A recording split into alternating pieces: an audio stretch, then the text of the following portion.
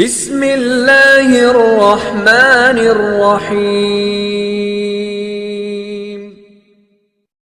அளவற்ற அருளாளனும் நிகரற்ற அன்புடையோனுமாகிய அல்லாவின் திருப்பெயரால் தொடங்குகிறேன்.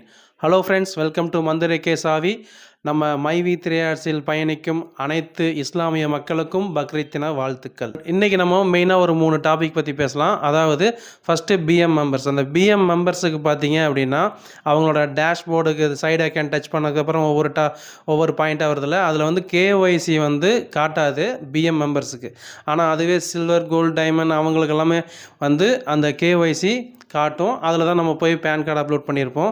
ஆனால் பிஎம் மெம்பர்ஸுக்கு அது ஷோ ஆகாது. இப்போ ரீசெண்டாக பார்த்தீங்கன்னா ஷோ ஆகுதுன்னு நிறைய பேர் சொல்கிறாங்க. ஸோ நீங்கள் வந்து அதில் போய் நீங்கள் எதுவுமே இப்போ பண்ண வேண்டாம்.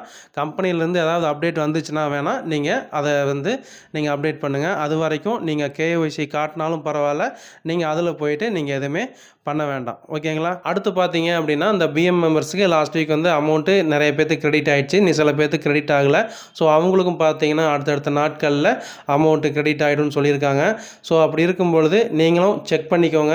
சப்போஸ் வந்து நீங்கள் ஆண்ட்ராய்டு மொபைலில் வந்து உங்களுடைய பேங்க் ஆப் வச்சுருந்தீங்க அப்படின்னா நீங்கள் அப்பப்போ செக் பண்ணி பார்த்துக்கலாம்.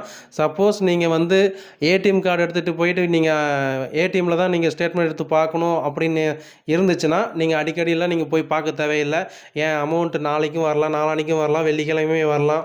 ஸோ அப்படி இருக்கும்பொழுது நீங்கள் ஒவ்வொரு நாளும் நீங்கள் போய் பார்த்துட்டு இருக்க தேவையில்லை. ஒரே இதுவாக சனிக்கிழமை ஈவினிங்கோ இல்லை ஞாயிற்றுக்கிழமையோ நீங்கள் போயிட்டு பார்த்து செக் பண்ணிக்கோங்க. ஓகேங்களா? அடுத்து பார்த்தீங்க அப்படின்னா ஆல்ரெடி எல்லாருக்கும் தெரிஞ்ச விஷயந்தான். அதாவது silver plus, gold, diamond, crown இவங்க எல்லாருமே பார்த்தீங்கன்னா சனிக்கிழமை ஈவினிங்கிலேருந்து பேமெண்ட் ரிக்வஸ்ட் கொடுக்க ஸ்டார்ட் பண்ணிட்டாங்க.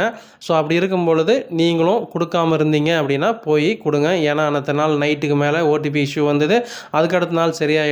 ஸோ கொடுக்காமல் இருந்தீங்க அப்படின்னா நீங்கள் போயிட்டு எந்த அமௌண்ட் இருக்கோ நீங்கள் அந்த அமௌண்ட்டை நீங்கள் கொடுத்துக்கலாம். அந்த அமௌண்ட்டு பார்த்தீங்க அப்படின்னா அடுத்த வாரமே வருமானு கேட்டால் வராது. ஓகேங்களா? அது வந்து ஜூன் 30க்குள்ளே வரும்னு சொல்லியிருக்காங்க. மீறினா ஜூலை ஃபஸ்ட் வீக்குள்ளே வரும்னு நம்ம எதிர்பார்க்கலாம். ஓகேங்களா? அப்படி இருக்கும்பொழுது இப்போ நீங்கள் பேமெண்ட் ரிக்வெஸ்ட் கொடுத்துட்டோம் சனிக்கிழமை, இந்த வாரம் வியாழக்கிழமை புதங்க சொல்லி சனிக்குள்ளே வரும் அப்படின்னு நினச்சிட்டு நீங்கள் இருக்க வேண்டாம். ஓகேவா? அதாவது உங்களையும் நான் சொல்ல வரல, நானும் தான் சேர்ந்து தான். அதனால் நம்ம இருக்க வேண்டாம். கண்டிப்பாக அவங்க சொன்ன விஷயம் ஜூன் 30 இல்லைனா ஜூலை ஃபஸ்ட் வீக். அது வரைக்கும் நம்ம பொறுமையாகவும் நம்பிக்கையாகவும் வெயிட் பண்ணுவோம். அதை விட்டுட்டு நம்ம டீம் லீடர்ஸோ இல்லை இந்த குரூப்ஸ்லேயே போயிட்டு எப்போ வரும்லாம் கேட்டுட்டு இருக்க வேண்டாம். கண்டிப்பாக நம்ம கம்பெனியை நம்பி தான் நம்ம ஜாயின் பண்ணியிருக்கோம். கண்டிப்பாக கம்பெனி நம்ம கைவிடாதுன்னு நம்புவோம். அதை விட்டுட்டு நம்ம இந்த மாதிரியெல்லாம் நம்ம கேட்டு மற்றவங்களையும் கஷ்டப்படுத்தி நம்மளும் டிப்ரெஸ் ஆகிக்க வேண்டாம். ஓகேங்களா? இதை நான் ஏன் சொல்கிறேன் அப்படின்னா, நேற்று வந்து ஒரு போஸ்டர் ஓட்டியிருந்தாங்க. அது எல்லாருக்கும் தெரிஞ்சிருக்கும் நேரம். ஸோ அந்த போஸ்டரை பார்த்துட்டு என்ன ஒருத்தர் நம்ம ஒரு யூடியூப் சேனல் நானும் ஃபாலோ பண்ணுவோம் தான். அதுக்கு முன்னத்தினால தான் நம்ம பேமெண்ட் ரிக்வெஸ்ட் கொடுத்தோம். எல்லாருமே வந்து ஹாப்பியாக இருந்தோம், சந்தோஷமாக. அப்பா பேமெண்ட் ரிக்வெஸ்ட் கொடுக்க சொல்லிட்டாங்க, இந்த வாரம் சில்வர்னு நினச்சிட்டு இருந்தோம், எல்லாருக்குமே கொடுக்க சொல்லிட்டாங்க, பரவாயில்ல, அதுவும் ஒரு 20 நாளில் அமௌண்ட் வந்துடும் சொன்னதுனால எல்லோரும் ரொம்பவுமே ஹாப்பியாக இருந்திருப்போம். ஓகேங்களா? அதுக்கு அடுத்த நாளே இந்த போஸ்டரை பார்த்தோன்னே என்னடா மறுபடியும் இந்த மாதிரி போஸ்டரை பார்த்து மறுபடியும் உசுப்பேத்தி விடுற மாதிரி ஆகிப்போச்சே, இது எதனால் இப்படி நடக்குது, இந்த மாதிரி என்னது 2 பேர்த்தையும் சேர்த்து மெர்ஜ் பண்ணி பேசுகிறாங்க கஷ்டப்பட்டு. அவங்களும் அவங்களோட கஷ்டத்தை தான் பேசுகிறாங்க, அவங்க வேணும்லாம் அவங்களும் சொல்லலை. அந்த மாதிரிலாம் நம்ம எடுத்துக்க வேண்டாம். முதல்ல நம்ம இருக்கிற கம்பெனியை நம்ம நம்பணும். ஸோ எதுவாக இருந்தாலும் நம்ம கம்பெனி கண்டிப்பாக நம்மளை கைவிடாதுன்னு நம்பணும். அதை விட்டுட்டு நம்ம தேவையில்லாத இதையும் அதையும் சேர்த்து வச்சு பேசுகிறது, மெர்ஜ் பண்ணி இந்த மாதிரி இருக்குமோ அந்த மாதிரி இருக்குமோ அப்படி மாதிரிலாம் பேச வேண்டாம். முதல்ல கம்பெனியை நம்ம நம்புவோம். இன்றைக்கி நம்ம இப்படி பேசுகிறோம், நாளைக்கு இல்லை, இந்த வாரத்துலேயே எல்லாருக்கும் பேமெண்ட் ரிக்வெஸ்ட் கொடுத்தவங்களுக்கெல்லாம் கிரெடிட் ஆகிடுச்சு, என்ன பண்ணுவாங்க? கரெக்டுங்களா? அப்போ நம்ம பேசுனதை நம்ம கொண்டு போய் நம்ம எங்கே வைக்க முடியும்? இன்னும் சில பேர் பார்த்தீங்க அப்படின்னா கம்பெனி மேலே 4-5 வழக்கு இருக்குது, அதனால் கம்பெனியை மூடிடுவாங்களோன்னு எல்லோரும் பயந்துட்டுருப்பாங்க. நானும் தான் பயந்துட்டுருக்கிறேன். ஆனால் இருந்தாலும் நமக்கு நம்பிக்கை இருக்கணும். கண்டிப்பாக அந்த வழக்கிலேருந்து மீண்டும் வந்துடும் நம்ம கம்பெனி. அந்த கம்பெனியை நம்ம பார்த்துக்கும். நம்ம எதுவும் பண்ண தேவையில்லை. ஓகேங்களா?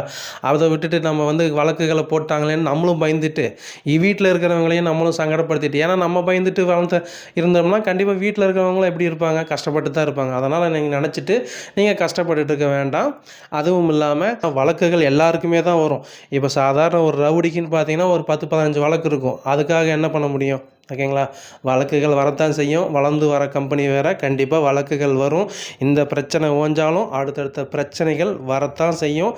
நம்ம மைவி 3 ஆர்ட்ஸ் பிரச்சனைகளோடு தான் அடுத்தடுத்து ட்ராவல் பண்ணி போய்கிட்டு இருக்கோம். அதை பற்றிலாம் நம்ம கவலைப்படாமல் நம்ம வேலை என்னவோ அதை செஞ்சுட்டு நம்ம ட்ராவல் பண்ணுவோம். ஓகே, குட் நைட், பாய்.